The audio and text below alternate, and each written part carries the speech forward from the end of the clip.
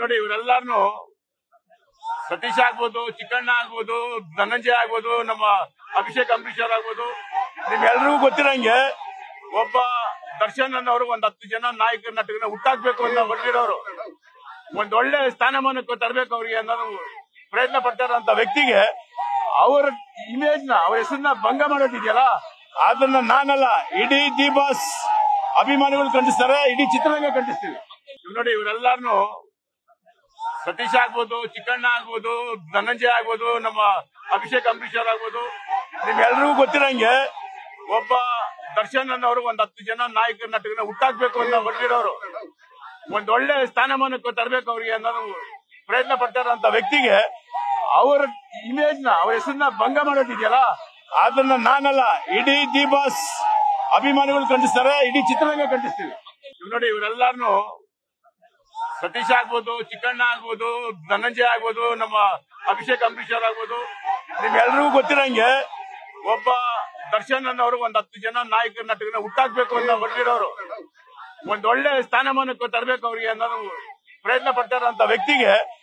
ಅವ್ರ ಇಮೇಜ್ ನ, ಅವ್ರ ಹೆಸರನ್ನ ಭಂಗ ಮಾಡೋದಿದೆಯಲ್ಲ, ಅದನ್ನ ನಾನಲ್ಲ ಇಡೀ ದಿ ಬಾಸ್ ಅಭಿಮಾನಿಗಳು ಖಂಡಿಸ್ತಾರೆ, ಇಡೀ ಚಿತ್ರರಂಗ ಖಂಡಿಸ್ತೀವಿ. ನೋಡಿ ಇವರೆಲ್ಲಾರು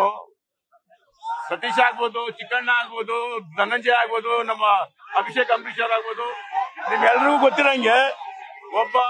ದರ್ಶನ್ ಅನ್ನೋರು ಒಂದ್ 10 ಜನ ನಾಯಕ ನಟರನ್ನ ಹುಟ್ಟಾಕ್ಬೇಕು ಅಂತ ಹೊರಟಿರೋರು, ಒಂದ್ ಒಳ್ಳೆ ಸ್ಥಾನಮಾನಕ್ಕೆ ತರಬೇಕು ಅವ್ರಿಗೆ ಅನ್ನೋದು ಪ್ರಯತ್ನ ಪಡ್ತಾರಂತ ವ್ಯಕ್ತಿಗೆ ಅವ್ರ ಇಮೇಜ್ ನ, ಅವ್ರ ಹೆಸರನ್ನ ಭಂಗ ಮಾಡೋದಿದೆಯಲ್ಲ, ಅದನ್ನ ನಾನಲ್ಲ ಇಡೀ ದಿ ಬಾಸ್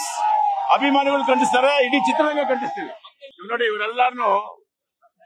ಸತೀಶ್ ಆಗ್ಬೋದು, ಚಿಕ್ಕಣ್ಣ ಆಗ್ಬೋದು, ಧನಂಜಯ ಆಗ್ಬೋದು, ನಮ್ಮ ಅಭಿಷೇಕ್ ಅಂಬರೀಶ್ ಆಗ್ಬೋದು, ನಿಮ್ಗೆಲ್ರಿಗೂ ಗೊತ್ತಿರಂಗೆ ಒಬ್ಬ ದರ್ಶನ್ ಅನ್ನೋರು ಒಂದ್ 10 ಜನ ನಾಯಕ ನಟರನ್ನ ಹುಟ್ಟಾಕ್ಬೇಕು ಅಂತ ಹೊರಟಿರೋರು,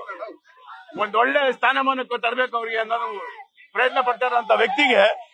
ಅವ್ರ ಇಮೇಜ್ ನ, ಅವ್ರ ಹೆಸರನ್ನ ಭಂಗ ಮಾಡೋದಿದೆಯಲ್ಲ,